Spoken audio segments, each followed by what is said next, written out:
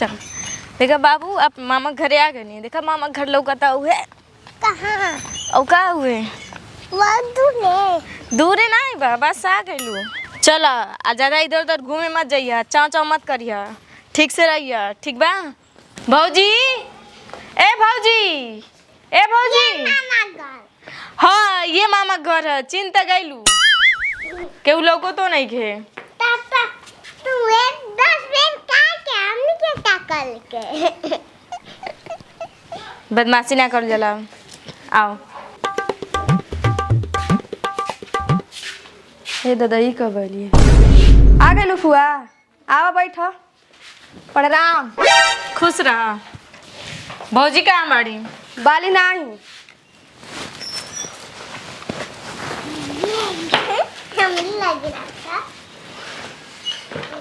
अरे पानी नहीं ले आबू कि खड़ा होके मुंह देखबू? उतना दूर से आवा तो नहीं पैदल ही ना कि क्यों भेज दी आने के। जा पानी लेके आवा। हमसे बता के लो का कि केहू के भेज दी, बिना बुलाए कुकुर दाए हुए हाल बता। बैठा पानी लेके आवत। माई बाबूजी नहीं बैठे तो घर में हमारे कोनो इज्जत नहीं खे, न नौता न कार्ड। ओह नो आई लोग बादो कोनो इज्जत नहीं खे। आ गई लुका ला ई पानी हमरे घर में कुछ खाए हो कि नहीं खे का? अब हमरे खातिर खैलऊ का काल पड़ गई? एगो तो बिना बुलौले आवत। तो आए न का चल जाए का? चल बाबू।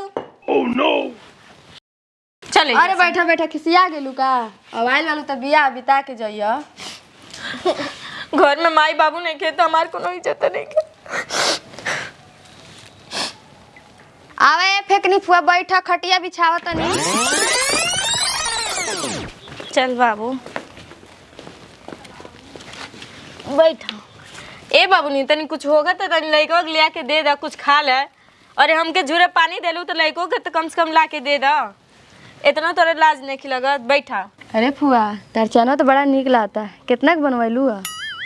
अरे तोर फुफा रिटायर भई ना तो पूरा 1.5 लाख के बनवैली हैं। हाँ उहे बनवा के देना। बड़ा सुंदर लागता। हाँ अच्छा ये बताओ बियावा लव मैरिज है कि अरेंज मैरिज? लव मैरिज है। हाँ ये तो हमें पता रहल है कि लव मैरिज है, कहें कि पहले से ओकर हमें नियत पता चलत रहल है। पूछनी है तो ऊ तो हमके घुमा के बतावत है। शौक तो हमें पहले ही से रहल कि लव मैरिज है, कहें कि ओकर चाल चलन बतावत रहल, घूम घूम लौंडिया बाजी करत रहल। हम पहले कहनी भाभी से कि बियाह करा दा बियाह, तो कहनी नहीं लड़का हमार बड़ा नीमन बा, शुद्ध बा, कोनो लड़की ताकला नहीं, बतिया वाला नहीं। अब हो गई ना। अब पूछनी कि कौन बिरादर है? हाँ पंडिताइन है, पूरा घुमा फिरा के हमसे बतौली। हमके तो पहले से शौक रहल कि लव मैरिज हुई। हमरे दाई तो कहत रहनी ना हमरे घर में लव मैरिज ना बिया होई, हमरे घर में ना सही। अब सहता। अरे फेकनी फुआ कब अइलू? गोल लागतनी फुआ। खुश रह। कहाँ घूमत रह? बस गइलनी तनी चौराहा पर। कब से आइल बनी जो तनी अरे तो पानी- पता नहीं कि चलत कि कहाँ रहत रह। अरे अब फुआ के चिन्हबा? नहीं फुआ ऐसा कोनो बात नहीं। और सब बताओ ठीक ठाक बा? और ठीक बा। अरे आई कुछ खैलस उलस? का खैलस ये? तू तो फुआ के चिंते नहीं खे। नहीं फुआ ऐसा कोनो बात नहीं के तहके ना चिन्ह फोने से बतैनी ना कि आवे बा। हाँ जब बियाह तय भइल रहल तब बतैले रहल। 4 दिन बियाह रह गेल बाते केहू फोन ना कैलस। हम करी लगता कि बियाह बीत जाए तब बोलैहन। अरे वो सब छोड़, पानी उनी पियलू है कि ना? कुछ खैलस है? कहाँ कुछ खैलस ये? बबनी से कहनी है कुछ ले के दे दे, लेके खाए के कहत घर में कुछ हइले नहीं के। हमके झूरे पानी ले के दे तड़ी। बड़ हो गेल भाई यू के हीरो बनाओगे फुआ जान देले। अच्छा ये बाबू छोटका भैया कुछ मदद करत ना कि नहीं बियाह में? नहीं ऊ का मदद करी, खुद से करे। इतना पैसा कमात ना तो का होता सब पैसा? कहत ना जब सुना तब कहना कि पैसा नहीं खे। आई सोफा उफा कहाँ से खरीदत ना जब पैसा नहीं खे? तो अब 15 साल से कमाता ना का करता ना पैसा? अरे ऊ का कमाना उहे जाने ना हो, हम नहीं करी बारे में जानी नहीं। इतना कमाई कुछ आखिर नहीं लगता। ए बाबू तनी लड़के निया फोटो दिखाओ ना कैसन बिया, ठीक ठाक बिया कि नहीं? ठीक है भैया जाए तो का दिखाई। ए फुआ का लिए लू?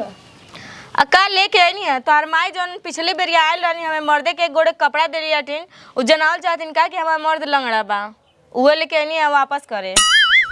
काहे झगड़ा करेले हमेशा रे इनसे? जब देखे नहीं तब फुआ आ जाले तो झगड़े करेले, का घटल बा? का झगड़ा करते सही बात तो कहत नहीं लिया एक ना चाहे कुछ ए बाबू देखा ना अब ले कुछ पूछली ना है, खाली झूरे पानी लिया के दे ना करे फुआ लियो खाना खइबू कि ना खइबू। जो घरवा में रही तो न दे।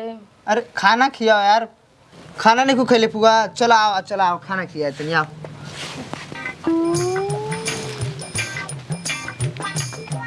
आ कबले अइहे तन माई का हम मार्केट गए